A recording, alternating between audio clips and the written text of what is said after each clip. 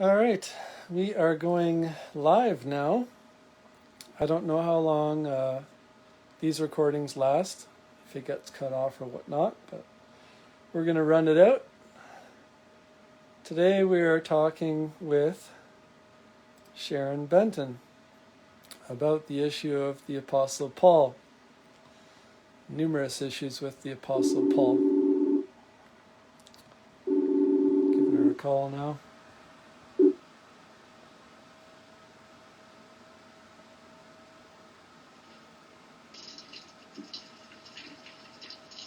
Hello.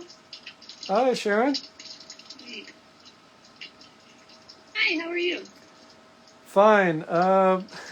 First of all, I don't want to happen what happened yesterday. I talked with a man named Curtis Hodges, and after an hour of recording and whatnot, he told me he didn't want me to post it. So first of all, do you consent to this live video discussion regarding the issue of the Apostle Paul to be posted publicly? I do. I may not do the video part if that would be all right with you. Just the audio? Yeah, absolutely. Whatever you prefer. Yeah. Okay. All right. So yeah, we're live here. My name is Shaul Yahudah. My website is thewayofthemosthigh.ca. I was studying to become a pastor for the Seventh-day Adventist Church. The more that I studied Ibrit, which is Hebrew, the more that I studied the Torah, the more that I saw that the New Testament is not at all the same religion, belief system, or in line with what Yah established with his people in the Promised Land when he gave his Torah to his people and commanded them in Deuteronomy 13 and chapter 6, do not add or take away from all of this which I have instructed you, and you are to diligently teach your children the Torah from generation to generation. So, that's a brief introduction of myself and my website. And I'm here discussing today... I didn't even know you had a website. No worries. Yeah, so I'm here discussing on Facebook Live with Sharon Benton. Give us a brief introduction. Tell people what you want to see on this video, what they want to know about you. If there's any kind of website or anything you want to refer to, feel free to share that as well. Okay, I'm less famous than you. I'm just a, average person. I work at a cannery in Alaska. I grew up in a Christian home. I did not actually find Jesus until 2017. So that's when I believed. I have studied the Bible a fair amount. I don't claim to be a great Bible scholar. But I'm happy to discuss with you and try to answer questions that you might have. Yeah, no problem. Again, I want to make clear to people that I've kind of opened myself to these discussions for the purposes of people just observing and learning something or sharing. This is not about picking on people.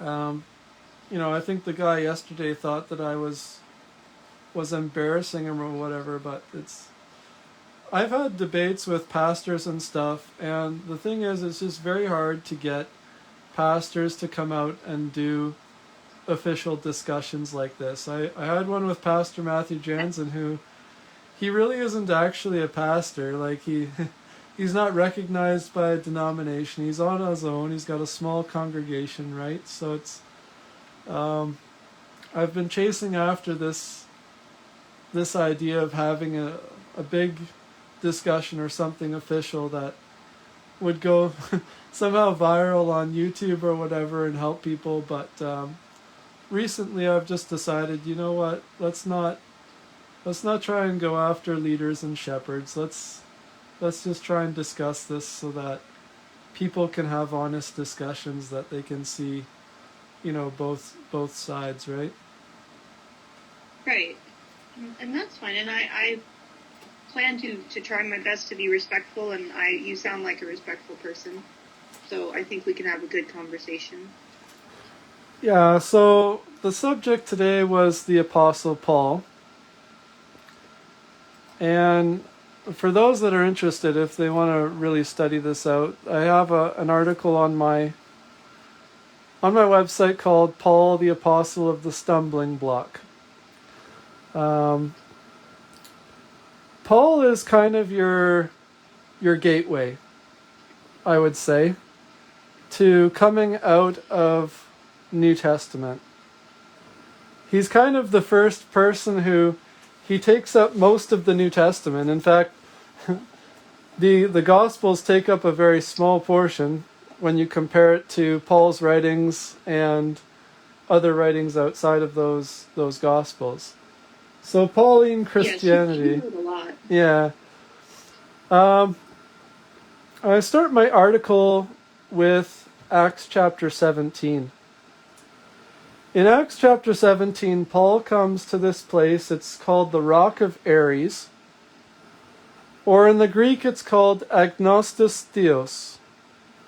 I don't know if you have read the Greek. I myself, whenever I'm reading scripture, I read it either in the Hebrew or the Greek, and then I go to the English and to different commentaries and so forth. But I don't actually know Hebrew and Greek. I do have a Strong's Concordance, and I often look up the original word, but to just have a manuscript in completely that language and read it and understand it is not something I'm able to do. yeah. Just encourage those who are watching that it is important to actually consult the original languages of texts. And a perfect example of that is yesterday when I was talking with Curtis. He asked me about Yeshayahu, Isaiah chapter 9, verse 6. And if you go online and you read a Jewish Tanakh, a Jewish version of the Old Testament in Isaiah 9, and you compare that with the Christian Bible, you can immediately see that there were changes that were made to the text. So this is where a person asks himself, well, which one is right? Well, if you don't know the original text, or you can't read it, or you can't find a source that helps you with that, then you're not going to come to the proper conclusion. So in that case, it's talking about the Almighty Father, the Everlasting Father, addressing the Prince of Peace. It's not saying that the Prince of Peace is the Everlasting Father. And that's the difference between the Jewish Isaiah 9:6 versus the Christian Bible version. But getting back to this issue of Acts chapter 17, where we can start with, to me this is a very clear example of a problem with New Testament worship, and particularly the writings of Paul, in contradiction to the Torah. He comes to this place, the Rock of Ares, and he says to the people of Athens, I understand that in all things you are very superstitious. As I traveled and looked upon your worship, I found an altar with this engraved on it: to the unknown mighty one, Agnostos Theos in the Greek, whom therefore you worship ignorantly, him I declare to you, the mighty one that made the world and all that is in it. So, clearly Paul comes to this place of false worship. He's saying that there's a name engraved upon the altar of it, and he's saying that the Creator is somehow related to that. Do you not see a problem with this? I don't actually see a problem with that. To my understanding, these people he was addressing didn't know the God of the Bible, the Creator, and they, in an effort to connect with them, to explain to them the message that he was trying to present, he associated it with, you have an altar to a God that you don't know. and the God I serve you don't know. And that made a connection with them for him to continue from there and explain to them the message that he had. All right.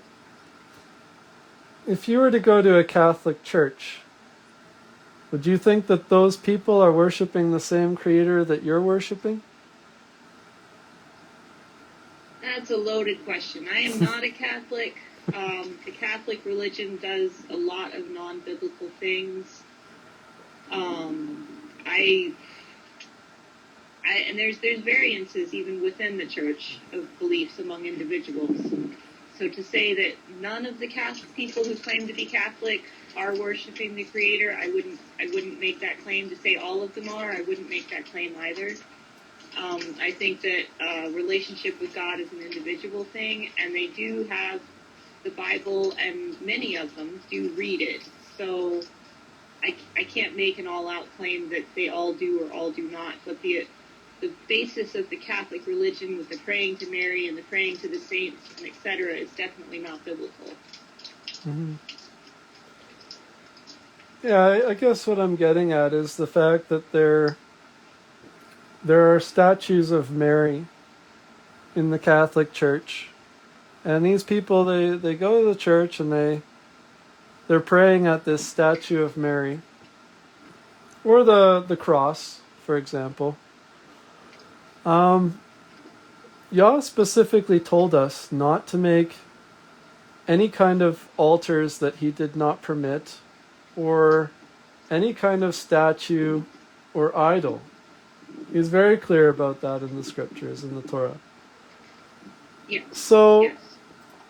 for Paul to come along in Athens and to say that these people are worshiping at an altar and that's the same, it represents the Creator in any kind of way, shape, or form is blasphemy. I don't think he was recommending that they worship God at that altar. I think he was saying that you have a seeking within you for a God that you don't know, so much so that you even built an altar to that effect. Let me introduce you to God whom you don't know. I don't think he was saying worship God at that altar. I don't think that was anywhere in the text that he instructed them to do that. He's saying that the Creator has something to do with the Rock of Ares.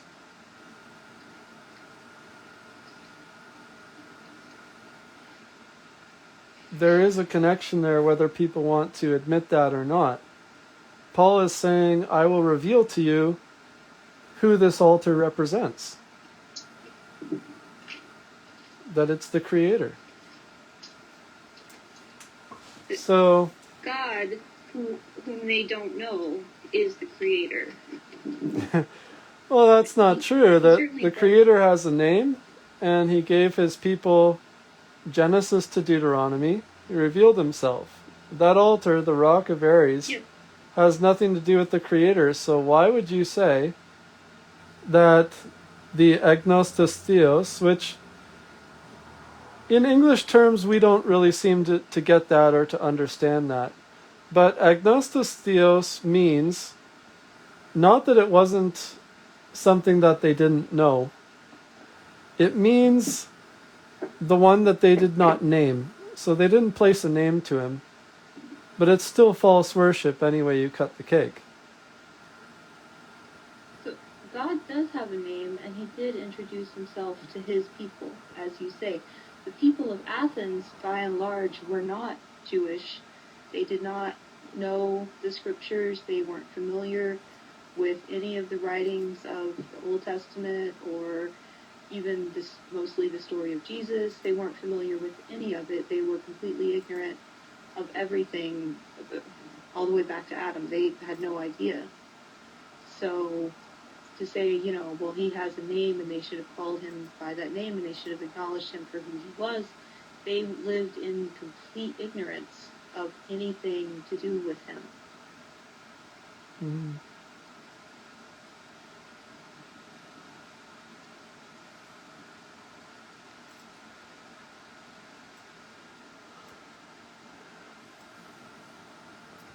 Are you still there? Did I lose you? Yeah, no, I'm just pulling up my my e-sword here. I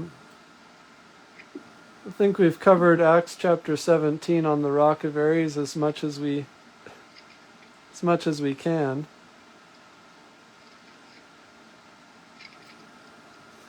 In Acts chapter 21,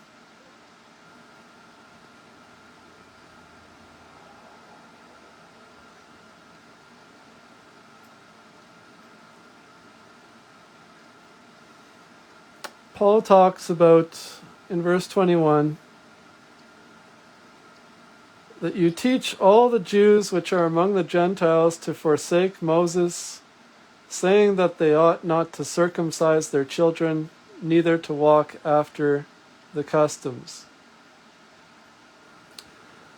Verse 23, do therefore this that we ask of you. We have 4 men that have taken a vow upon themselves.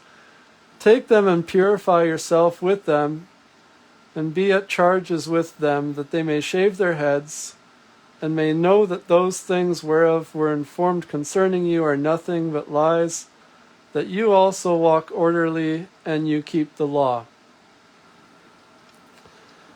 Verse 26, then Paul took the men, and the next day, purifying himself with them, entered into the temple, to signify the accomplishment of the days of purification, until an offering, that's an animal offering, should be offered for every one of them. So, my point to you is this. I don't know if people actually read the New Testament, or if they just kind of gloss over these things. But the New Testament claims that Yeshua or Jesus was the slaughtering to end all slaughterings, the so-called Passover lamb, to end all offerings. There's even this idea, although it's not historically or archaeologically true, that the temple veil, which is 100 feet high, was somehow cut in half. There's no Jewish or Greek or Roman record of such a thing ever happening. But here's the point. If Yeshua or Jesus had ended all offerings, then why is Paul performing a Nazarene vow, a Nazarite vow, Natsar, meaning to shave off all of your hair and to perform a period of days of purification, and then go to the temple and provide animal offerings for a Nazarite vow?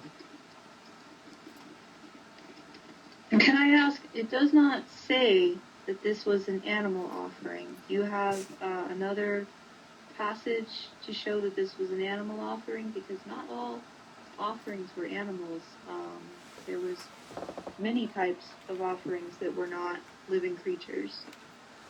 Well, I mean, I will prove my case with regards to that in a second here, but before we even get to what the law says about Nazirite vows and offerings, let's just pretend, for the sake of assuming, that there was no animal offering. Why is he going to the temple to make any kind of offering? Aren't the offerings done away with? Whether it's flour, whether it's placing salt on the altar, whether it's incense or anything to do with the temple, why is he going there? I don't think all offerings were done away with, and Jesus was the last sacrifice, as in the last killing of an animal, but offerings certainly are, forgive the term, alive and well today. I mean, there's many passages about the offering of praise, and offerings of song, and offerings of thanksgiving. We're not talking about spiritual offerings here. We're talking about literal. So, let's go to Numbers chapter 6. Numbers chapter 6, and Yahudah spoke to Moshe, saying, speak to the children of Israel, and say to them, when any man or woman will separate themselves to vow the vow of a Nazirite, or to Nazir, to separate themselves unto Yahudah. They will separate himself from wine and strong drink, shall drink no vinegar or wine, or vinegar of strong drink, neither shall he drink any liquor of the grapes, nor eat moist grapes or dried. So nothing from the vine. All the days of his separation he shall eat nothing that is made from the vine, nor the kernels even to the husk. Verse 5. All the days of the vow of his separation there will no razor come upon his head, until the days be fulfilled, in which he separates himself unto Yahudah. He will be set apart. He will let the locks of his hair grow. So Acts chapter 21 talks about that. Paul had separated himself with these 4 other men. He had shaved himself. All the days that he separates himself unto Yahudah, he will not come near a dead body. He will not make himself unclean for his father, or for his mother or brother or sister, if they die, because his separation of Yah is upon his head. All the days of his separation, he is to be set apart for Yahudah. If any man die suddenly by him, and he defiles his consecration, the head of his consecration, he will shave his head in the day of his cleansing. On the 7th day he will shave it. On the 8th day, and this is what we're getting to here in terms of its relation to Acts chapter 21, he will bring 2 turtles, meaning doves, or 2 young pigeons to the priest, to the door of the tabernacle of the congregation. The priest will offer one for a transgression offering, and the other for a burnt offering, and make an atonement for him. He will consecrate unto Yahudah the days of his separation, and will bring a lamb of the first year for a trespass offering, but the days before will be lost because he defiled his separation. This is the law of Nazir. When the days of separation are fulfilled, he will be brought to the door of the tabernacle of the congregation, and he will bring his offering to Yahudah, a lamb of the first year without blemish for a burnt offering, and a lamb of the first year without blemish for a transgression offering, and a ram without blemish for peace offerings. A basket of unleavened bread, cakes of fine oil, wafers of unleavened bread, anointing oil and meat offerings and drink offerings. And the priest will bring them there before Yahudah, and will offer for his transgression offering and his burnt offering. So clearly from Numbers chapter 6, we see what is involved with taking a vow of separation, and when that vow of separation is completed, what you are to do in terms of the tabernacle and the priesthood. So if Yeshua or Jesus had truly been an offering for transgressions, then the vow of Nazir would have absolutely no relevance to a person like Paul, proclaiming the teachings of Yeshua or Jesus, especially when he said in Hebrews and Galatians and numerous other places that there was always blood for the remission of transgressions up until Yeshua or Jesus or Christ, but since then it is no longer necessary because Jesus or Yeshua supposedly pleads his blood in the tabernacle or dwelling place up above where no one can look at. So why is Paul... May I respond? Yeah, why is Paul doing this in Acts 21? Okay. So the first point that I would say is there is no mention that this has anything to do with the vow of the Nazarene. I use the King James, and it's not the original Greek or Hebrew. The copy that I have says purifying himself. It doesn't say separating himself. And it also says, in verse 26, I have, Then Paul took the men, and the next day, purifying himself with them, entered into the temple to signify the accomplishment of the days of purification, until that an offering should be offered for every one of them. Now that could include Paul, it may not include Paul. These men were Jews and were practicing Jewish customs and the Jewish religion, and so they quite well fully intended to make the offerings that they felt were required of them. That may or may not have included Paul. To my eye, that's not made completely clear. But regardless, in verse 27 it says, "When the 7 days were almost ended, the Jews which were of Asia, when they saw him in the temple, stirred up all the people and laid hands on him." And the story continues on. From there, they beat him, and then the Romans came and stepped in to stop them from beating him. But it seems that these 7 days were never completed. Therefore, any offering that may or may not have been made on Paul's behalf never happened.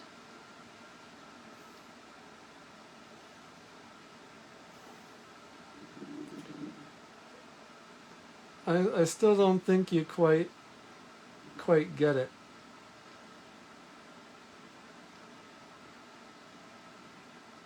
A bunch of people came up to Paul clearly telling him that, look, people are saying that you're teaching against the Torah.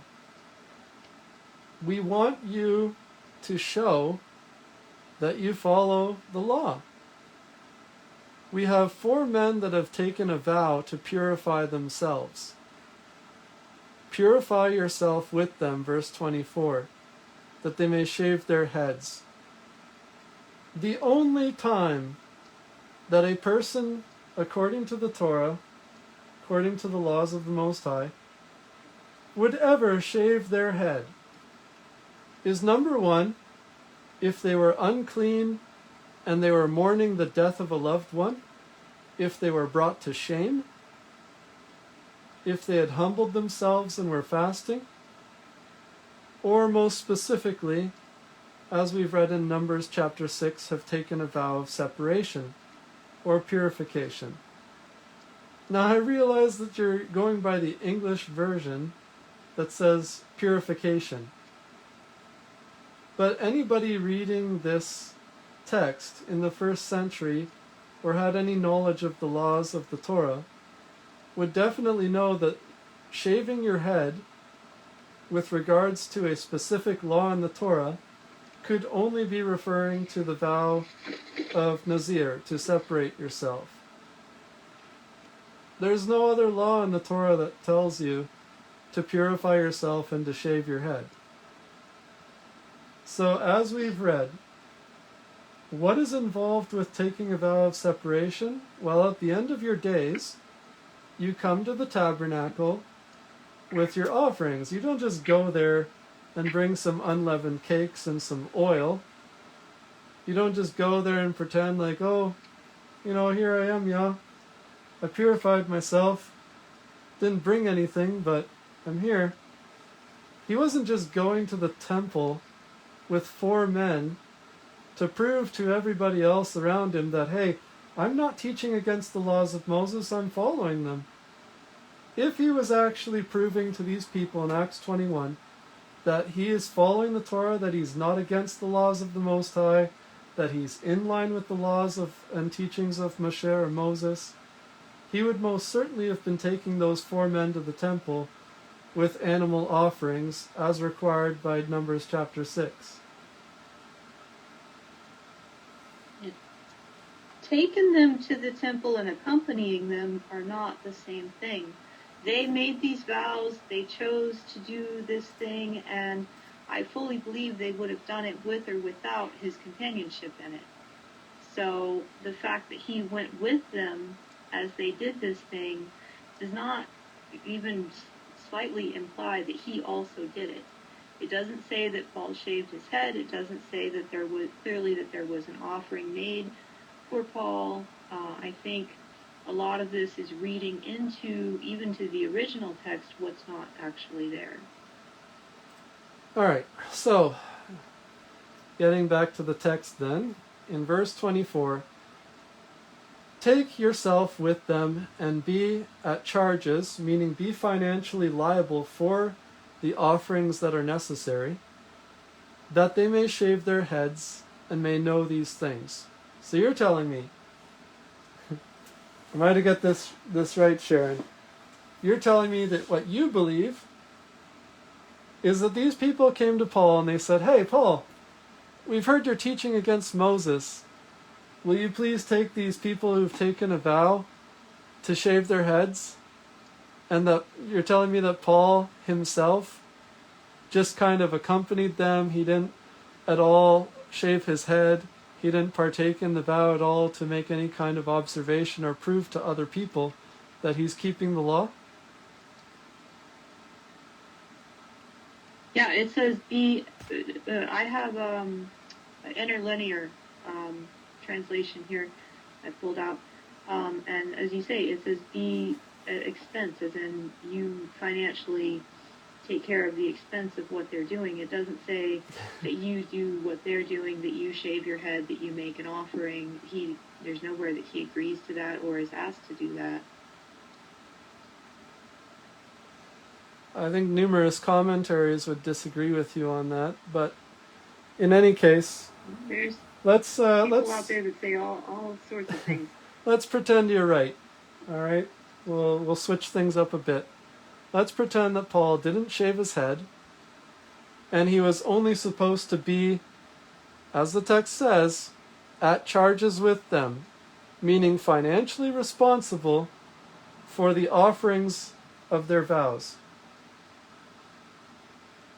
Don't you think that's a little contradictory, that he's financially responsible for people making offerings at the temple?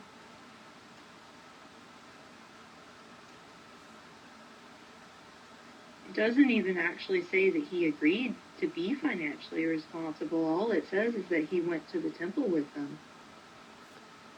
Okay, he so... actually went to the temple often to preach the gospel, so it doesn't say that that's his purpose in going to the temple on this day, but it doesn't say that it's not. So I think there's a lot being read into the original text that's not actually there, with respect. All right, so you're telling me that Paul took these men on the next day to purify themselves, and he went to the temple there. And you're telling me he didn't provide the offerings? It says very clearly, until that, an offering should be offered for every one of them. Verse 26. Yes, and it says when the 7 days were nearly completed, then don't change the verse here. Stirred up the crowd. Don't change the verse. Well, I don't mean to change the verse, but things should be taken in context. And the 7 days were not completed. They may have been completed for those 4 men, but not for Paul. Paul was taken and beaten, and the Romans had to come and intervene. Paul was on his way to go with them to the temple. That's the point. He was financially responsible for their offerings. He was going with them to the temple. And it says very clearly, until that an offering should be offered for each and every one of them.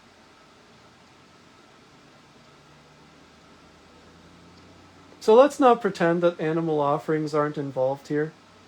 Let's not pretend that Paul had nothing to do with bringing offerings to the temple.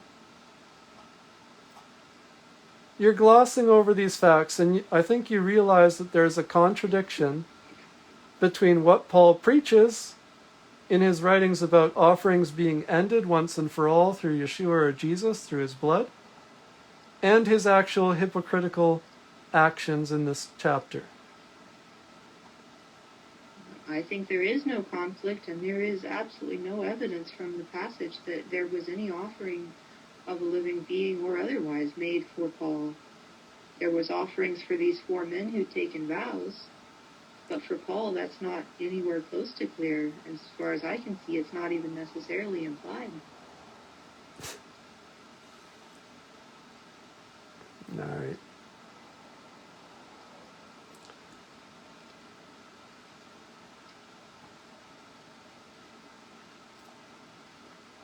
So people accused Paul of being against the writings of Moshe or Moses. They accused him of being against the law. They challenged him to take these 4 men to perform their vow of separation. in order to show that, hey, I'm not against Moses, I'm not against the law, I'm in line with it.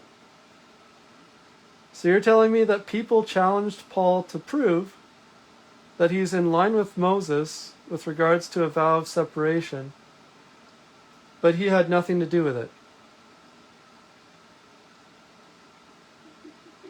So for one, you continue to use the word separation, and that's not actually in here, it's just purification. But I don't think that Paul was opposed to the law, especially for those who have not accepted Christ. If you don't accept Christ, you are still under the law. Jesus came to fulfill the law, but without Jesus, the law still applies. So for these men who did not know Christ and were not worshiping God through Christ as the Son of God, then the law certainly applied to them, and they were bound by the law, and they should make the sacrifices, and they should do all of the things instructed to them by God, because that's what you're under if you don't have Jesus.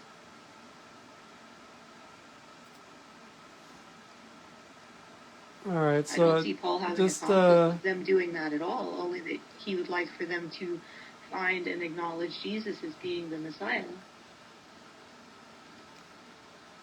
all right, so you're saying that Paul had nothing to do with the Nazirite vow in this text. How did he prove to people that he's not against Moses? Because clearly this is what they're saying. Verse 21.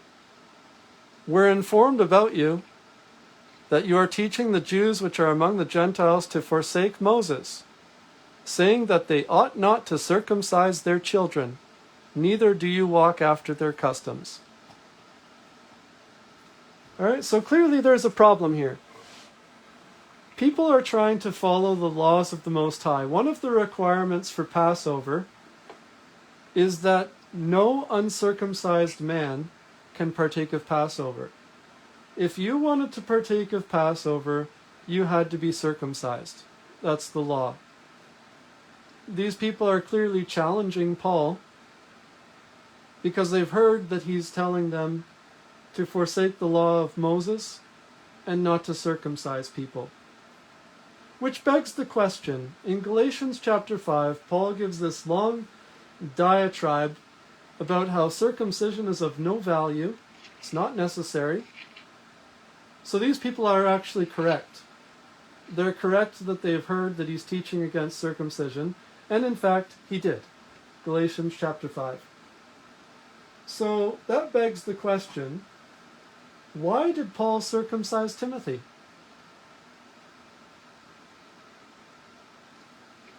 There is a verse, and I couldn't give you the reference off the top of my head, where Paul says, I am all things to all men that I may save some.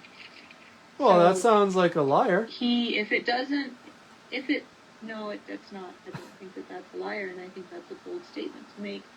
So if something does not conflict with the law of God or the instructions of God, I don't see Paul being against it. I mean, he says, as you mentioned in Galatians chapter 5, that in Jesus, he says in verse 6, for in Jesus Christ neither circumcision availeth anything nor uncircumcision, but faith which worketh by love. So it's not bad to be circumcised, it's not bad to be uncircumcised. In the end, it's your heart that matters, and the circumcision of the heart is mentioned frequently throughout the New Testament. Okay, so then we would ask ourselves, why did Yah make circumcision a requirement of his people from the time of Abraham? Why get Abraham, who's in his 90s, to cut the foreskin of his flesh if it has no value, if it's not a requirement, if it wasn't something the Creator wanted with regards to his laws, especially regarding Passover? It had value. For thousands of years, it had great value.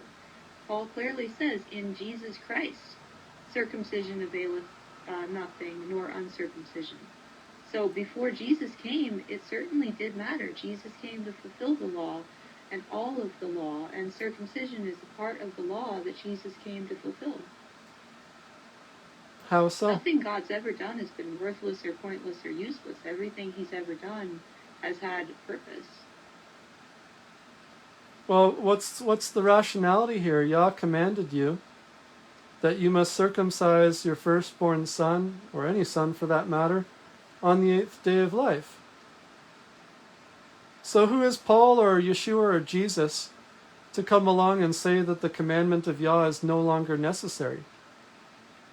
It's not no longer necessary. It's been fulfilled. And as far as who is Jesus to say so, Jesus is God.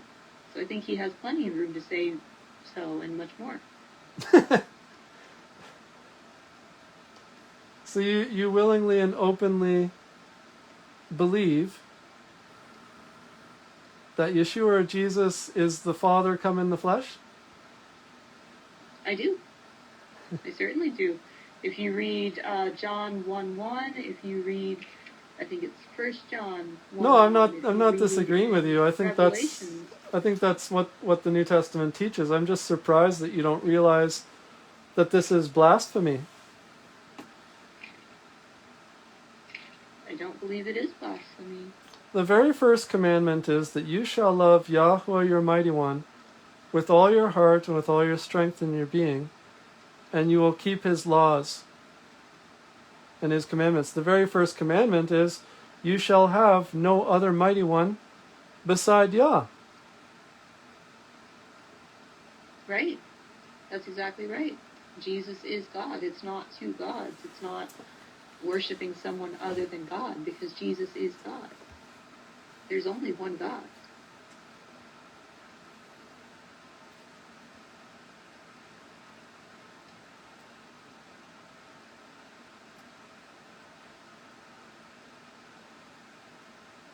You still there, or did I lose you? I think my internet froze up. No, I'm still here. Just wondering where to proceed with things next, because obviously you believe Yeshua or Jesus is the Father, and you won't admit that it's blasphemy or somehow against the Torah, and you somehow think that they can just tell you, oh, circumcision don't matter no more. So it's kind of hard to reason with... Circumcision does matter, but it's the circumcision of the heart. No. I mean, if circumcision... You can't say that circumcision still matters. What about women? What about godly women? Even in the Old Testament, women were not circumcised. But were they still Jews? Were they still loved by the Father? Were they still part of the people and part of the group? They weren't circumcised. Women don't get circumcision in Scripture. That has nothing to do with the text. That's right, they don't. Yeah, they don't get circumcision. That is nothing... However, they're still valuable members of God's people and loved by him and invaluable to God just as much as the men are, yet they're not circumcised. So is it really the circumcision that matters, or is it the willingness to perform the circumcision and the condition of the heart that is required to be willing to make that physical act? No, it has nothing to do with that. It's like saying, for example, there's laws for women about your menstrual cycle. There's laws about that. You are to separate yourself for 7 days. On the 8th day, you are to cleanse yourself. So, saying that circumcision doesn't matter in the flesh is equivalent to saying, oh, now that Yeshua or Jesus is here, your menstrual cycle don't matter no more.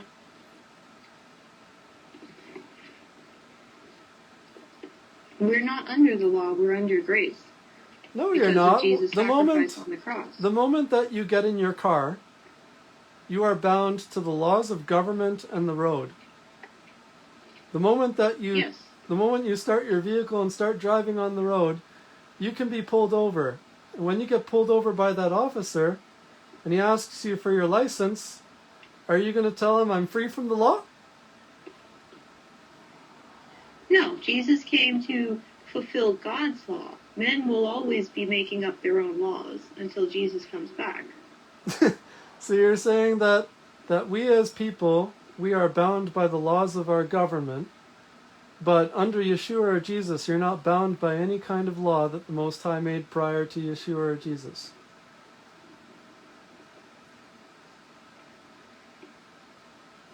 bound is not the right word. It has been fulfilled. We are under grace. If we try again, Paul even says this, and I can't give you the reference off the top of my head. As I said, I don't claim to be a Bible scholar, but he said if we once again try to live under the law, then we make the cross of no effect. We're not bound by the law. Jesus said, I did not come to abolish the law, but to fulfill it. And he said that until heaven and earth pass away, not one jot or tittle of the law will pass away. And I'm not quoting that correctly, but it is the message of the verse.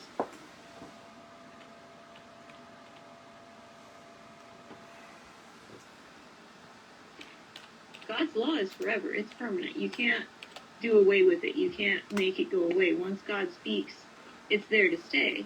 All that can be done is to fulfill it on our behalf, because no man can keep the law. Every single man who has ever lived other than Jesus has committed sin.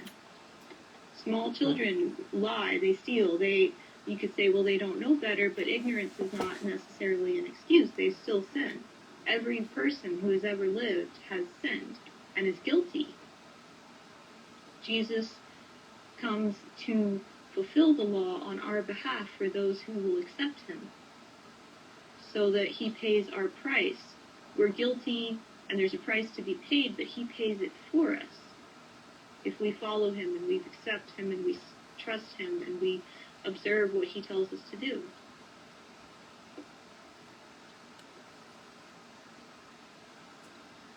I think you've really missed the point of what I was saying, in terms that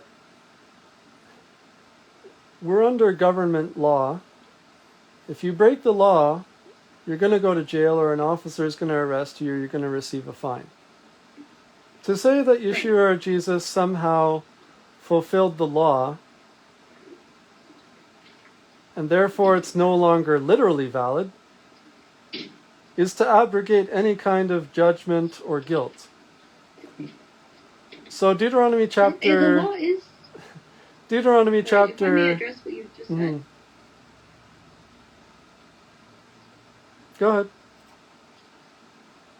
The law is still valid. To use it in the terms of men, if I went, which I would never do, but if I went out with a gun and I shot 3 people, and then I was taken to court and I was found guilty for murder, and they said, okay, your penalty for murder in this instance, for an example, is you must pay $1 million fine. That was the law of that area at that time. You have to pay $1 million, and that's your punishment for killing these people. And it's on me. But if someone steps in and says, you know what, I'm going to pay the fine for her, let her go and she's free, and I'm going to pay the fine, the law has been fulfilled. It hasn't been abolished. It hasn't been done away with or made of no effect. It's just been fulfilled. The requirement for guilt has been paid, but it's been paid by someone else out of love.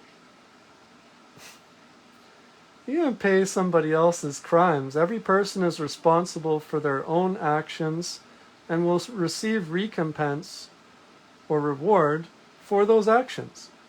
Deuteronomy chapter 10, verse 16. Circumcise therefore the foreskin of your heart, and be no more stiff-necked. For Yahweh your mighty one is the mighty one of all mighty ones, and the ruler of all rulers, a great mighty one, mighty and terrible, who regards no person nor takes reward. He does execute judgment of the fatherless and the widow, loves the stranger in giving him food and clothing. So, according to Deuteronomy chapter... You said it yourself, circumcision of the heart. That's right. So Yeshua or Jesus has nothing to do with it. So you can't tell me that he Paul... He does, because he's God. He presents the same message that has been in the scriptures since the beginning. Because he's been there since the beginning. Because he is God. No, you're clearly confusing things. Galatians 5,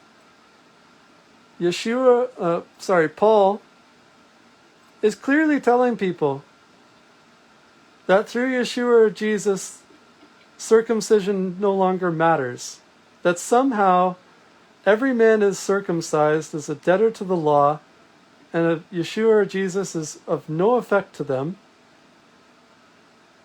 when clearly, according to Deuteronomy chapters 10, Yah told them the whole time to circumcise or cut the foreskin of their heart. So you can't say that Yeshua or Jesus comes along and now all of a sudden physical circumcision is no longer necessary. It's only spiritual that's necessary.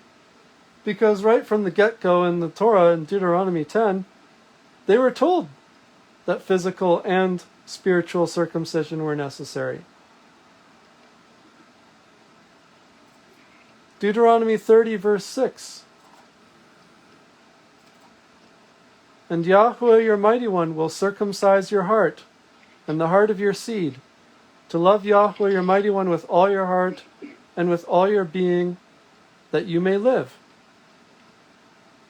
So Yah gave them, right in the Torah, when he spoke to Moshe, when he spoke to his people in the mountain, when he spoke to them in the valley, in the wilderness, when he gave them his truth, his own words, from Genesis to Deuteronomy, he gave them all the laws that they needed, and he exhorted them and told them to cut the foreskin of their heart, and that his laws may be upon our hearts. So Yeshua or Jesus, Yes. Yeshua or Jesus is not necessary then, because the whole claim of Paul is that Yeshua or Jesus needed to come along to put these things upon our hearts. Jesus is abundantly necessary. That is a long discussion, probably for a different day. But as you say, he did repeatedly, and I think that there is likely, without looking it up, more than just the two instances that you mentioned in the Old Testament where God says about circumcising the heart. And Jesus and Paul are only reiterating what's already been said in the Old Testament, that circumcise your heart, that is what really matters. And as far as the circumcision of the flesh, that was symbolic. I mean, God instructed them to build a tent, a tabernacle, and he gave them very specific instructions about the curtains and the gold rings and the silver rings and etc. of what they should build for the tabernacle. I don't see Jewish people today going around building tabernacles according to those passages. I don't think there's probably even one standing anywhere on earth right now. But that's instructed in the law, that they were to do that. So why not build a tabernacle? Why is there no tabernacle now? That was given in the law, in the Old Testament. Well, you got to ask yourself, because let's go to Hebrews.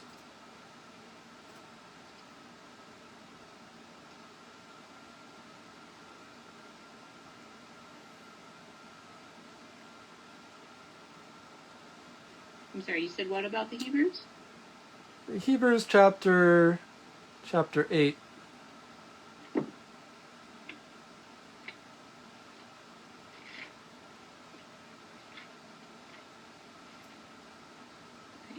Okay.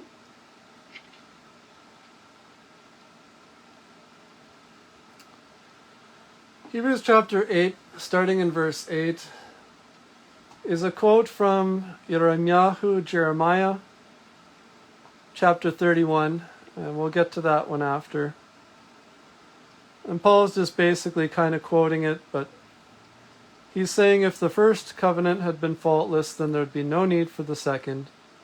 Finding fault with them, he said, "Behold, the days come, says Yahudah, when I will make a new oath with the house of Israel, with the house of Yahudah, not according to the oath that I made with their fathers in the day that I took them out of the land of Mitzrayim or Egypt, because they did not continue in my oath, and I regarded them not, says Yahudah. This is the oath that I will make with the house of Israel after those days, says Yahudah. I'll place my laws upon their minds, write them in their hearts, and I will be to them their mighty one, and they will be to me a people. And they will not teach every man his neighbor, and every one his brother, saying, Know Yahudah, for all will know me, from the least to the greatest." So, if Yeshua or Jesus was truly the fulfillment of this, why after 2,000 years am I still having to do these kinds of lectures trying to direct people to know Yah and the Torah? Okay, because this is a two-part prophecy here, and as you say, it's a reference to an Old Testament prophecy. But the covenant will be made with the people. The new covenant will be made with the people, and from our point of view, has been made with the people. At the Last Supper, Jesus said, "This is the cup of the new covenant. This is the cup of my blood of the new covenant." And that happened at the cross. And then when he returns, then you get to verse 11 and so forth, that every man will know, because it says every knee will bow and every tongue will confess that Jesus is Lord. That has not happened yet. So part of this prophecy has been fulfilled. Part of it is yet to be fulfilled. Well, I've heard that numerous times, but I find it quite amazing that Christians somehow expect people to believe in a Messiah who didn't really fulfill anything in terms of what an anointed deliverer or what a Messiah is supposed to do according to prophecy. Now, this is not a messianic prophecy. This is Jeremiah 31, verses 31 to 33. And I'm not going to read that text because Paul did quote it accurately. But in context, I just want to point out that there is no reference to Yeshua or Jesus. No son providing some kind of death to usher in a new covenant. This covenant that's spoken of by the prophet, if people accept it, is that the laws of the Torah be written upon their hearts. And this is the crucial factor from Genesis to Deuteronomy. Yah specifically told his people time after time, observe my laws and you'll be prosperous. Disobey my laws and you'll be cursed. You'll be dispersed among the nations. And that's exactly what happened. They disobeyed the Torah. And first came the Babylonians, and then came the Greeks, then came the Assyrians, and cast them out to the four corners of all the lands. And that's exactly what Deuteronomy chapter 28 predicted would happen. But nowhere in Deuteronomy chapter 28 to 32 did Yah ever say that he has a son that he's going to send to die for the transgressions of his people before they can come back from all the four corners that they were scattered to come back to the promised land to worship him. So I want to make this very clear that Yah said he's going to make an oath with his people, that he's going to place the Torah within their hearts. Verse 33. The Torah will be upon the hearts of the people that Yah makes an oath with. And people like me will not have to be going around telling people to know the Creator, to read the Torah, to know the laws of the Torah, to worship Yah properly, to follow his commands and statutes. Yeshua or Jesus did not do that. No, he has not done it yet. Right. There are many prophecies in the Bible that are not yet fulfilled. So why would you believe in somebody who makes false promises? And a perfect case, an example of that, is Mark chapter 16. In Mark chapter 16, Yeshua or Jesus said very clearly, is it Mark or is it Matthew?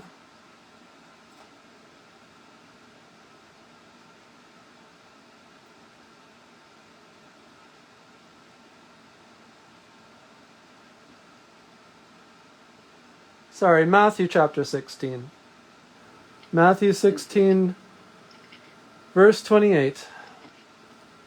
Truly I say to you that there are some of you standing here who will not taste of death until you see the Son of Man coming in his kingdom. So are these guys still alive somewhere? I know that there's some people that actually believe that these disciples he said was talking to are somehow somewhere alive right now, somewhere.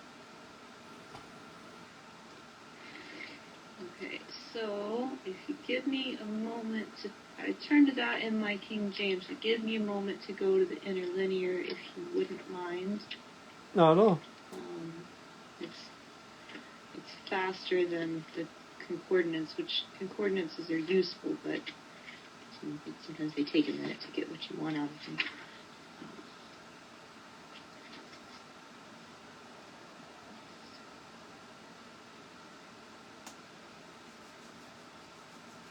Okay, so then if you follow that, the next only two verses later, you have the transfiguration.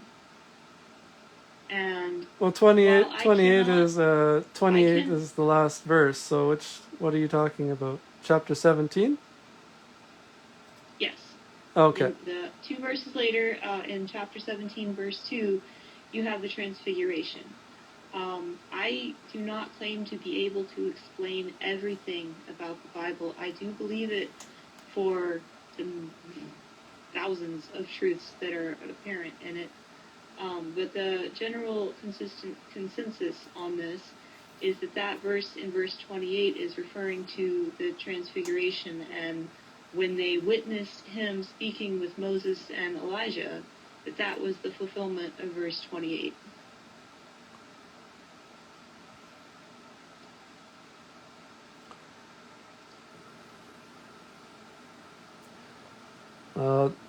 Sounds like his face became shining like the sun. Doesn't sound like he's coming in the clouds with a kingdom. It doesn't say in the clouds. Oh, yes, it definitely does. Chapter 16, verse 28. It doesn't, the word cloud is not there, even in the original. Oh, yeah. I was thinking of a different text here. I'm just going to pull that up.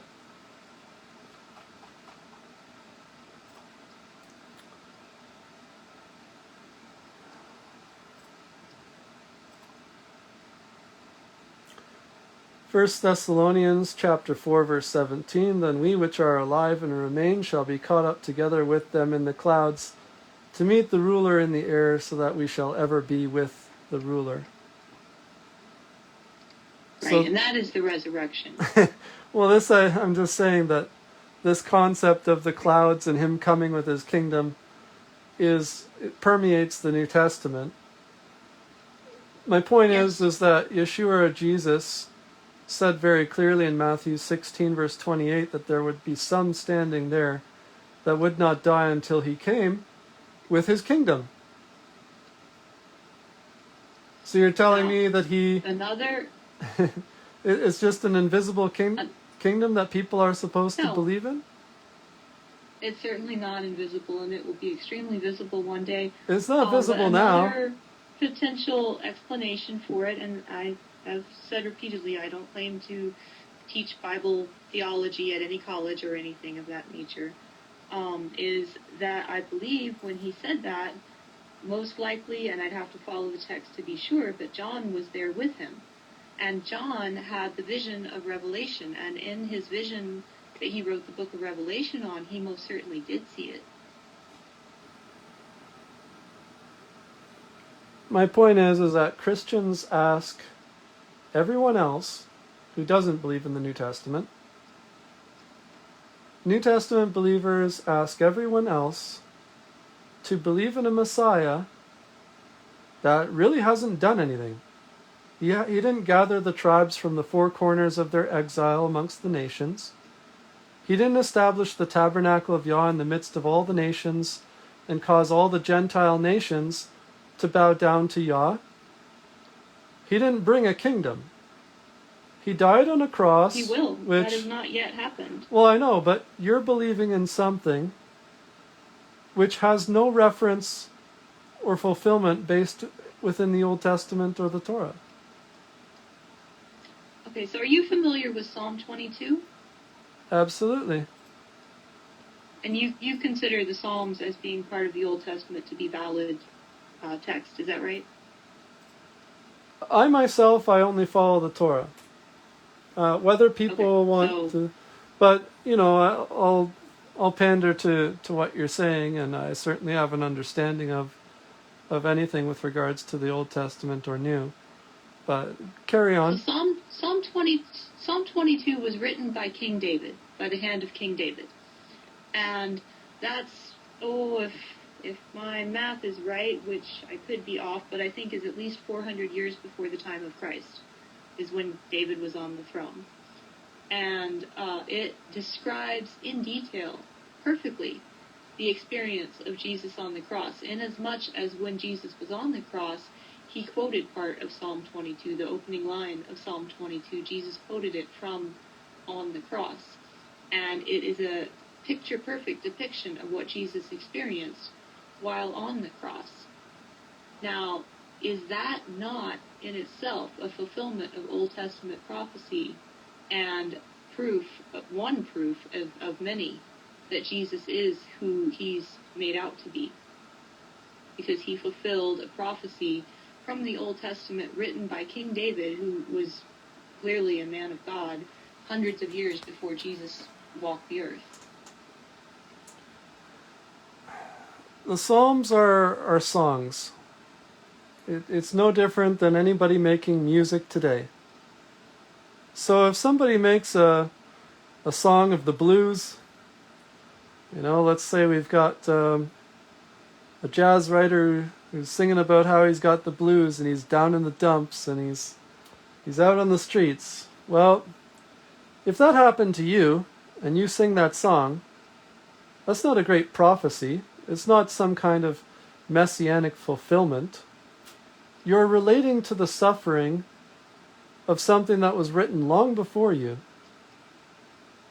And this has in no way any reference to Yeshua or Jesus. Now, I'd be very impressed if the psalmist had said, the Father has a son at his right hand, and one day he's going to come and suffer, and these are the things he's going to say. But really, how is it some kind of messianic fulfillment? How is it some kind of great prophecy for a man like Yeshua or Jesus to be on a cross, quoting a song of David 400 years prior, simply reciting that he feels forsaken? And why wouldn't you? Because the cross is a curse. It's not a proper altar for an offering to be altered on. Right, but it's not just that he feels forsaken. If you read Psalm 22, you can go all through it, from that they cast lots for his garments, I'm not going to read the entire thing, but if you read it, it parallels absolutely perfectly the experience of Jesus. And the one I would point out most is in verse 6 of Psalm 22. It says, I am a worm and no man, a reproach of men and despised of the people. The original word there for worm it's a living creature that still exists in the area today, and it is from where they would get their scarlet or crimson dye from, is this worm creature.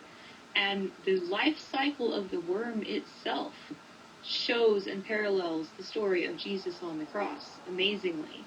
And even secular scientists you can find lots of articles on the life cycle of this living little bug, and when it dies, it leaves a red spot on the tree.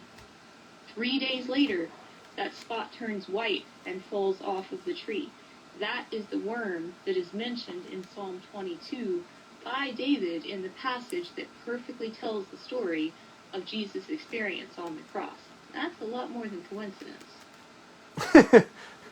So your evidence is a worm. That's your evidence for a Messiah.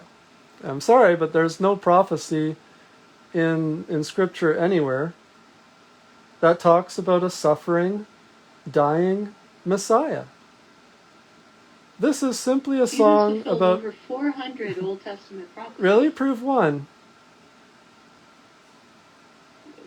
Well, if you don't count Psalms and you don't count Well, Job, and let's you look don't at count Psalms since the other we're... books, then that number would go down tremendously. Yeah, absolutely. Let's look at the psalm that we're currently in then, for example. So, people casting lots for people's garments. That was a common custom back then. Clothing had value back in times of the Torah. So, of course, when somebody dies, their clothing was either inherited by their inheritors or it was auctioned off. This is not some prophecy about Yeshua or Jesus like he's the only person who would ever have died that people auction off his clothing. Try again. Okay, no, I don't think that he's the only person who ever died and had his clothing auctioned off. Well, then how is this some kind of... How is this proof that he's a deliverer? If you read the account of Jesus on the cross from the New Testament, they divided up his clothing, but his cloak, his tunic, was made all in one piece. So rather than destroy it and separate it among the people, they cast lots for it. So while giving away his clothing, distributing it among the captors, the killers, whatever, would have been common, casting lots for it was notably less common, and I'm not saying Jesus was the only person it ever happened to, but it was much less common than just distributing the condemned items among people. Yeah, sorry, that's not historically... That's not historically factual at all. But in any case, let's say that Yeshua or Jesus is some kind of special case. How does casting lots for somebody's garments prove that this guy has delivered us from our transgressions? This is not messianic prophecy. So while there may be some likenesses to Psalm 22, a song of suffering, being compared to Yeshua or Jesus and his suffering, it's not a prophetic prophecy that proves to the world that, hey, this guy who suffered is our deliverer. His blood atones for our transgressions. You know what I'm saying? On its own, I would agree with you that one passage is not definitive proof.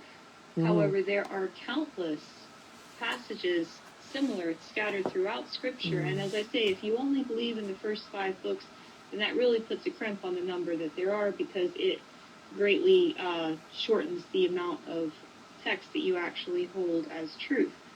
But even in the Old Testament, the first 5 books, there are many references and prophecies that associate with Jesus. And as I say repeatedly, I am not a great, renowned Bible scholar that I can just give them all to you off of the top of my head, but I do know that they are in there. And if you were interested to personally do a study on it on your own, I am certain that you would find at least some of them in the first 5.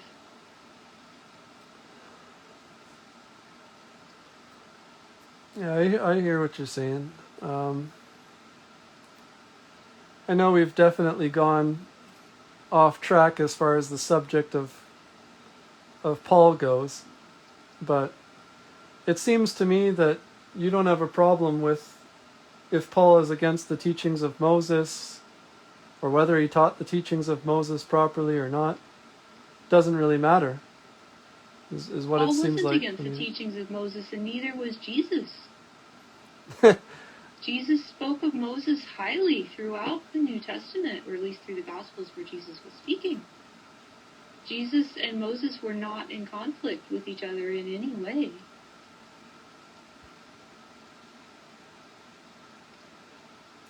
So you're saying then that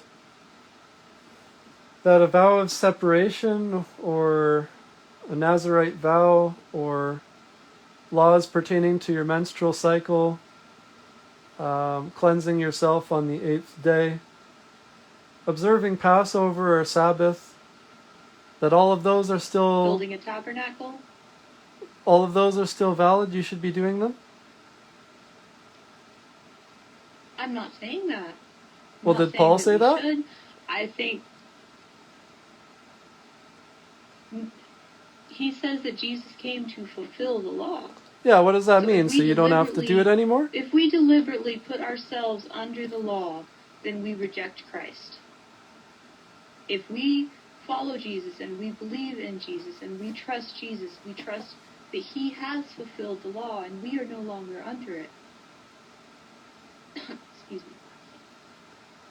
That makes Moses no and sense. Jesus had no So, conflict in their teachings. so you can go and kill somebody now. Is that it? Of course not. Well, what does it mean to be Absolutely under? not. What does it mean to be under the law?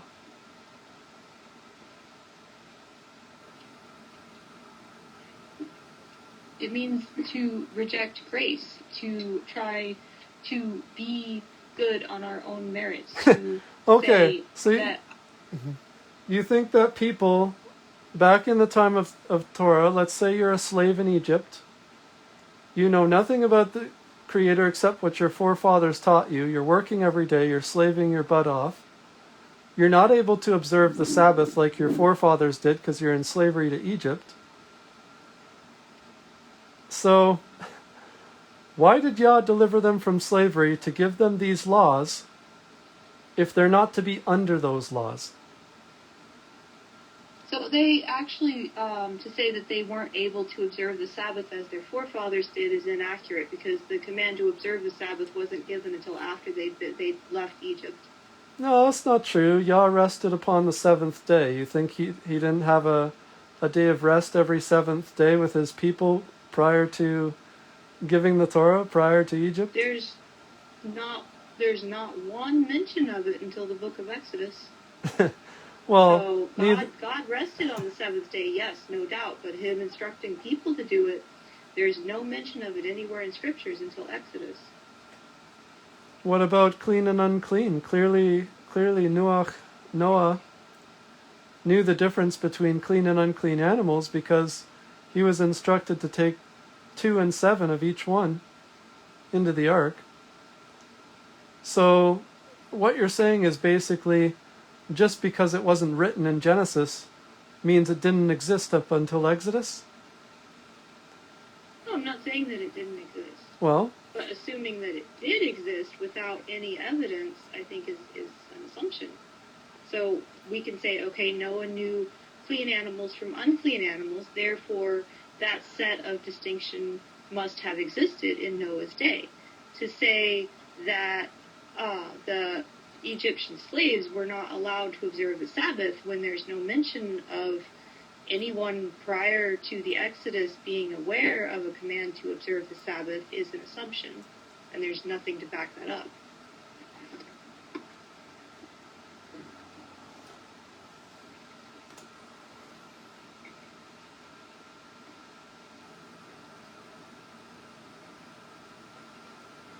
so again, getting back to the topic of being under the law. And now somehow you're above the law, I take it, because you're not under it anymore, now you're above the law. No, I would not say that that's accurate either. Well, explain what you mean. You said you can't kill. There's a law regarding that. There's a commandment. That's the only thing keeping you from killing somebody else. Unless you want to unless you want to transgress that said, command. Love God with all your heart, etc. Love your neighbor as yourself. And then he also said, love each other as I have loved you. We didn't need Yeshua. Things in the New Testament that we're instructed to do and not to do. We didn't need Yeshua or Jesus to tell us to love our fellow brethren. That was already in the Torah. Yeshua or Jesus hasn't brought he hasn't brought anything new to the table as far as law goes. So my question... Love each other as I have loved you. That's new. No, it's not. Within the Torah... Where in the Old Testament does it say, love each other as I have loved you? Well, in fact, it goes even further. It tells you not to forsake your brother who is begging on the streets. It tells you to leave the corners of your field for the strangers. It does, but it does not specifically say, love each other as I have loved you. That is a new commandment, and Jesus even said, a new commandment I give you. That's in John, and I can't tell you exactly where in John, but I know it is in John where he says that. Leviticus 19, verse 18. You will not avenge nor bear any grudge against the children of your people, but you will love your neighbor as yourself. I am Yahuwah. Yes. Again, Yeshua Jesus is not bringing anything new to the table. It was already there in the Torah. Love your neighbor as you love yourself, and love each other as I have loved you are two different things. Well, Yeshua or Jesus is not the loving guy you think he is, because he said he's coming with a sword to slaughter everyone that disagrees with him. But getting back to this topic of really under the law, poor paraphrase of Revelation. It's pretty blatant and graphic when it says the blood is up to the bridles. Does that sound like a loving guy to you? Anyway. Have you read the book of Joshua? Joshua is a very violent book. Absolutely. God instructs them to go into cities to kill every living creature, including the animals, in the city, and then burn the city to the ground. God doesn't change. So to say that God is violent and vengeful in Revelations, well, what was he in Joshua? What was he in Genesis with Sodom and Gomorrah? Yeah, I agree that he doesn't change.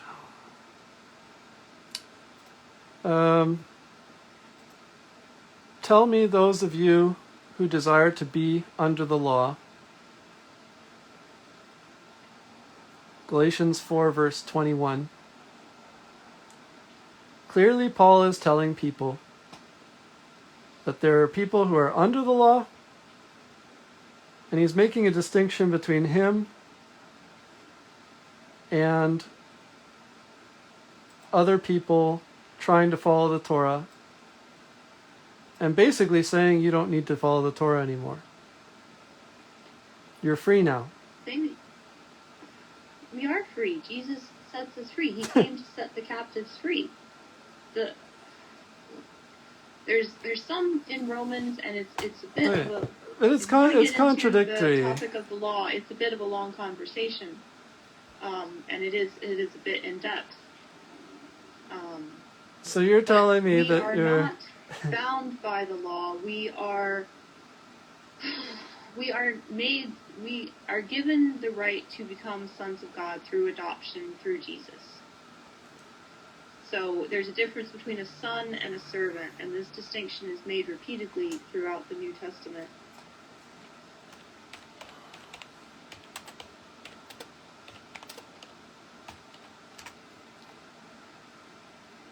Exodus 4:22. You will say unto Pharaoh, This says Yahuwah, Yisrael, Israel is my son, even my firstborn.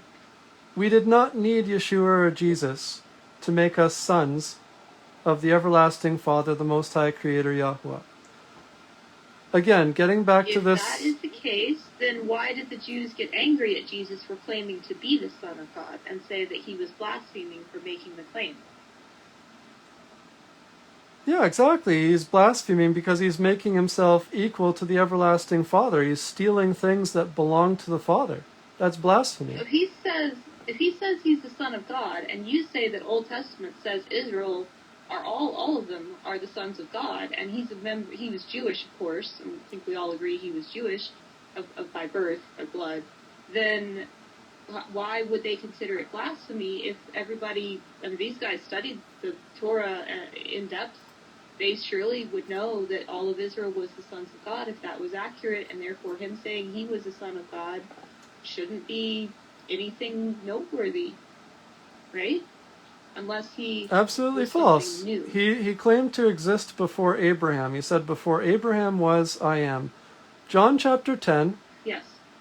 John chapter 10, he says, I am the door of the sheep. He also claims to be the shepherd. Verse 11, I am the shepherd who gives life to the sheep. Anyone listening to Yeshua or Jesus in John chapter 10, and put yourself in that day, put yourself back in the first century, and pretend you're sitting there listening to Yeshua or Jesus teach. And he's telling you that he is the righteous shepherd. Verse 19 tells us exactly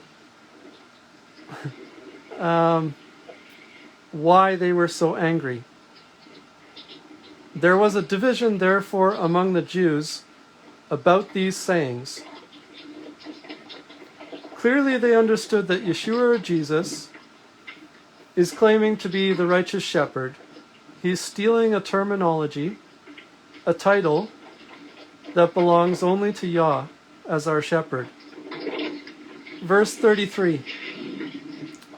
The Jews answered him, said, For a righteous work we do not stone you, but for blasphemy, because you, being a man, make yourself Elohim.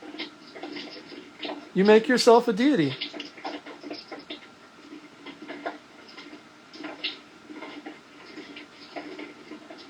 Because he claimed to be the Son of God. And what was This is what not was this Jesus' is not reply? the same as Exodus. Exodus 4:22 is saying that Yisrael as a people is the son of Yah. Now, these are regular people. They're nothing special. Yah said, you know what, you're not special that I chose you as a nation.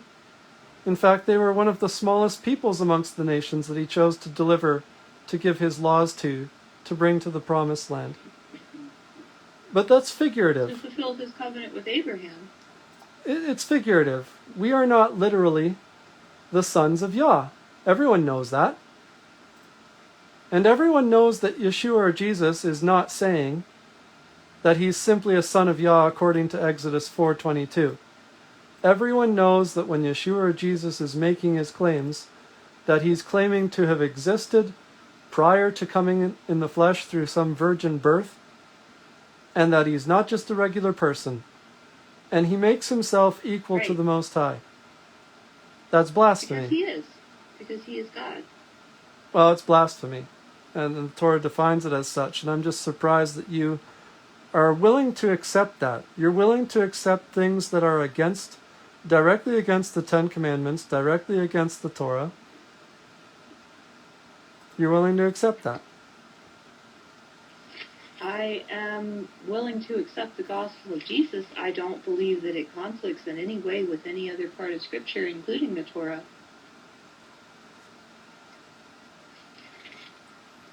And I certainly do not believe that saying Jesus is God is blasphemy. I definitely do not think that. If I thought that, I wouldn't say it, and I'd be happy to write it on my forehead.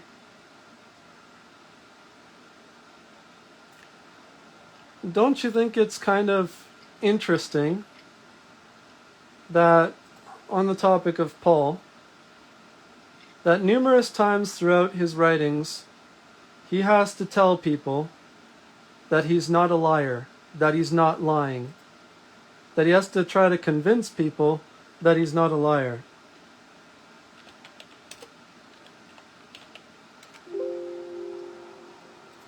I don't find that surprising at all. I think that definitely there were people accusing him of such, probably from the moment he found Christ until the day he died, and well beyond.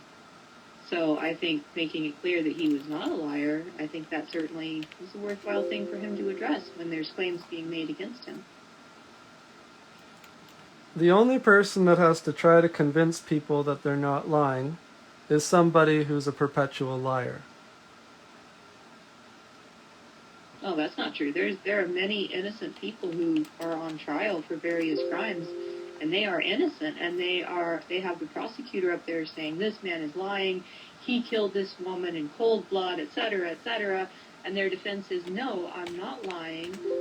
Let me explain where I come from, what my story is, what my situation is, what actually happened, etc., etc.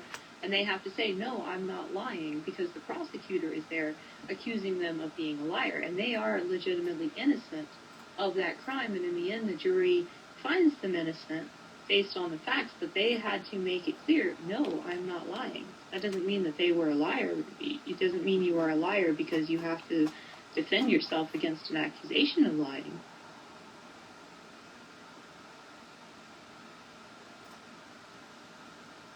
I mean, if you say the only people accused of murder are people who go out and kill people, well, there's been lots of people accused of murder who were innocent. So just because you're accused certainly doesn't make you guilty. Romans 3 verse 7 says that Paul lied to people in order for them to believe. It says, if the truth of Elohim is more abounded through my lie to his esteem, then why am I also judged as a transgressor? He's not saying that, I'm looking at that right now, he is not saying that he's a liar. What the topic of that passage is should we continue to sin now that we have grace through Jesus? So, but if our unrighteousness commend the righteousness of God, what shall we say? Is God unrighteous who taketh vengeance? God forbid, for then how shall God judge the world? For if the truth of God had more abounded through my lie unto his glory, why yet am I also judged as a sinner? So he says, and not rather as we be slanderously reported, and as some affirm that we say, let us do evil, that good may come, whose damnation is just. So he's saying that, if God is made more righteous by my sinning, then why am I condemned for that sin? And it's because sin is sin. We should not try to sin to show God to be more righteous. That's not an excuse for us to sin. He's not saying that he's a liar. He's not claiming to be a liar. And in fact, in verse 8, he says that as we be slanderously reported. So people were clearly making an assortment of bold, false claims about him and his companions at that time, and have been for a couple thousand years since.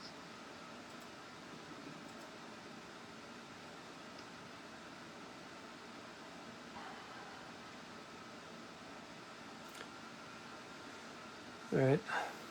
Well, I think there's numerous places where Paul talks about trying to convince people that he's not lying. Galatians 1:20.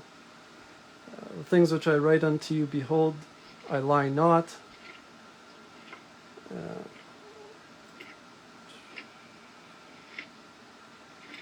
I think that he was just emphasizing the sincerity of his message. I think the saying that he has some kind of a complex where he feels like, oh no, they're going to find out I'm a liar. Oh, I lie all the time, and I'd better really defend myself and say I'm not a liar repeatedly because I really am a liar, and I don't want people to think that. I think that's a very large assumption. 1 Timothy 2:7. As an ordained preacher and apostle, I speak the truth and I lie not. Titus chapter 1 verse 2. In hope of everlasting life, which Elohim that cannot lie promised before the world began. And he goes on preaching with regards to the people in this particular letter, saying that they should be blameless, not liars, sober, so on and so forth.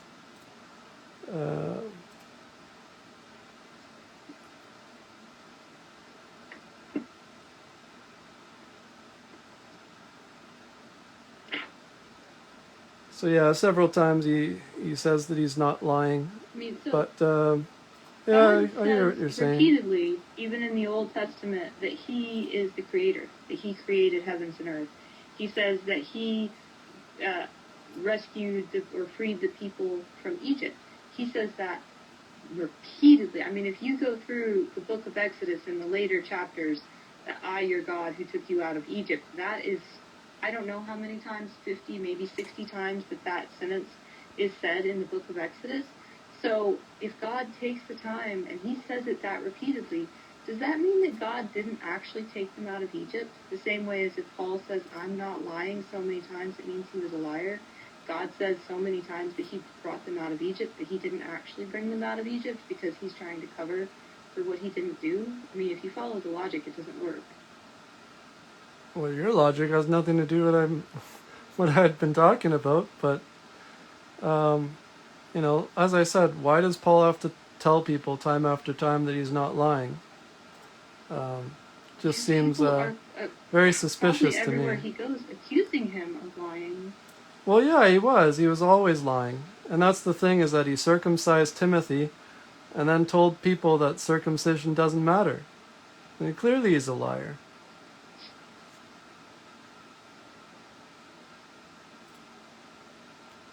I can see that you are set in your opinion about that, and we've discussed this already, and I'm not sure that either of us is likely to change the mind of the other.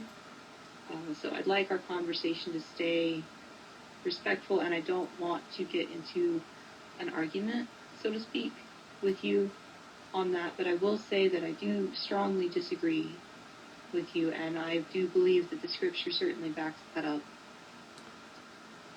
So again, getting back to the concept of the law, Paul was accused of teaching against the law of Moses. Now you're saying that he's not against the law of Moses. You're saying Right. somehow it's in line. So, do you keep the Sabbath?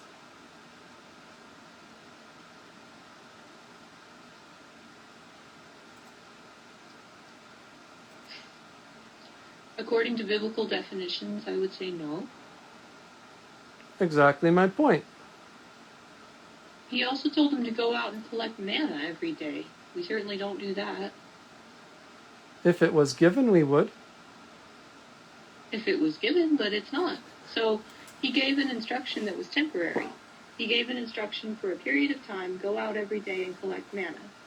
Right, and but that instruction didn't last for 1,000 years.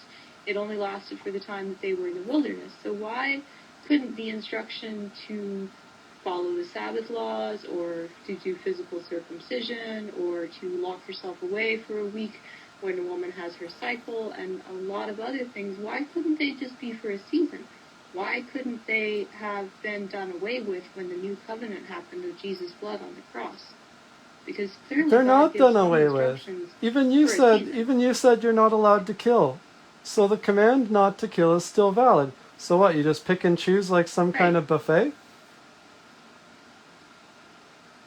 No, I don't think it's a pick and choose issue, because the things that we are still instructed to do are made very clear by Jesus and the apostles in the New Testament. And killing, murder is definitely spoken against strongly, repeatedly in the New Testament. And so is worshiping idols, and so is stealing and lying and adultery, and, you know, the traditional list of things that you should not do are all repeatedly mentioned in the New Testament, as well as other things that are not in the Ten Commandments, that such as love your not love your neighbor, because that is in the Old Testament, but it's more expounded upon in the New Testament than it is in at least the first 5 books of the Old Testament. That, you know, we should be seasoned with our language, that we shouldn't speak negative things or mean things, that, you know, if you hate your neighbor without cause, it's the same as being a murderer.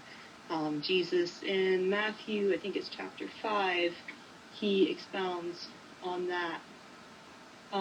So it doesn't contradict anything, but Jesus, I mean, he never says, go out and harvest manna. Go out tomorrow and harvest manna, because there's no manna to harvest. That command was just for a season. And I think many of God's commands were just for a season, and many of God's commands were enduring forever, and the ones that endure forever are clearly reflected in the teachings from the New Testament. Yeah, but you just told me you don't observe the Sabbath. That's correct.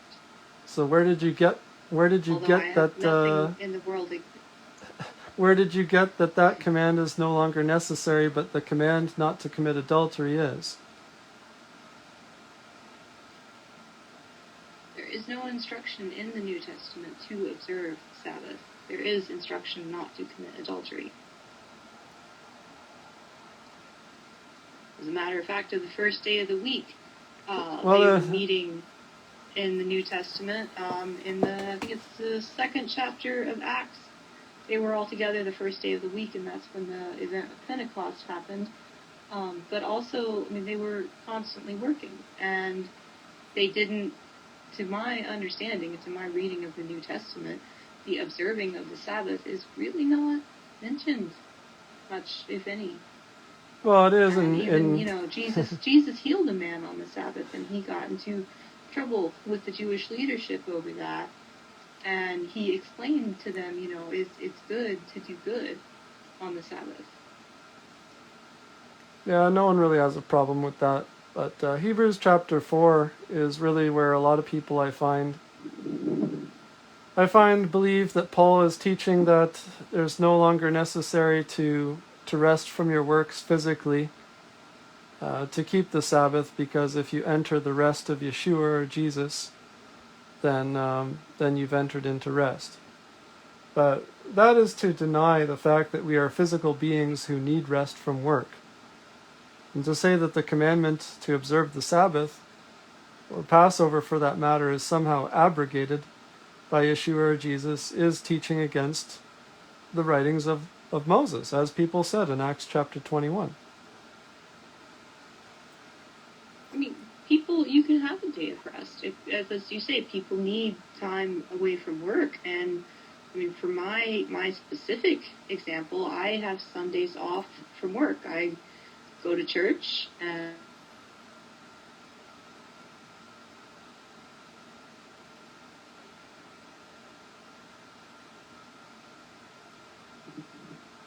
oh, I lost you. You missed everything I just said, didn't you? I did, yeah. Okay. No, I'm sorry. My internet had a short circuit or something. But, I was saying that, in my specific example, I have Sundays off from my job, and I don't go to work. I go to church, and then I might go to the grocery store and pick up a couple things, and then I come home and just spend the rest of the day, reading or relaxing, have a bite to eat. I'm not out chopping wood, although if that was my lifestyle and I needed the wood to stay warm, I don't think that would be a sin to chop wood on the day of rest. But people do need time to rest, and definitely so. But if you choose not to rest because, say, you want to spend your day off and you want to go to a busy area and tell people about Jesus, or you want to go and do something ministry-wise, or say you want to go to a soup kitchen and feed the homeless. It's good to do good on the Sabbath. So I don't think that would be a problem. I think the main command regarding the Sabbath is that you will do no servile work, which is basically whatever your job, which they didn't have jobs exactly the way we think of it, but whatever your job is, you won't do that on the Sabbath. It doesn't mean you won't do anything. Now, the Jewish people, apart from the scriptures, came up with a whole long Christmas list of what you can and can't do on the Sabbath that's not actually found in the original text. Yeah, but those are not commandments. Those were cultural acceptable norms. That's all. Right. No one ever accused right. Yeshua or Jesus about breaking the commandments. God commands is that whatever your job is, your occupation is, that you take one day off from doing that, and you rest, and you enjoy spending time with Him, because He wants to spend time with us. He loves us. All right. When you read through... My friend, I'm sorry to do it to you. We've been on here nearly 2 hours. So it's getting about dinner time. It might be past dinner time. Perhaps we could do this again sometime?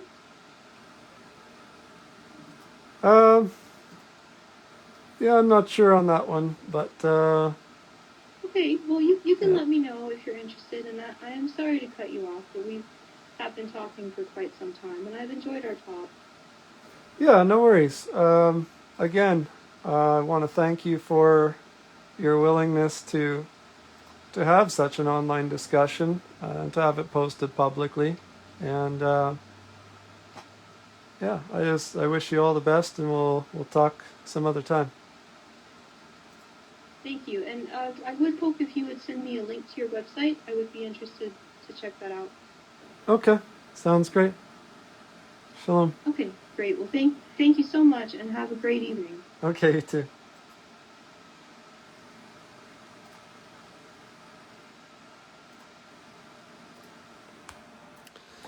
All right, so hopefully that came through all clear for everybody. I could hear Sharon fine from my speakers. I just don't know how well the phone recording had picked things up. Feel free to comment, ask questions, share what you think about what was discussed.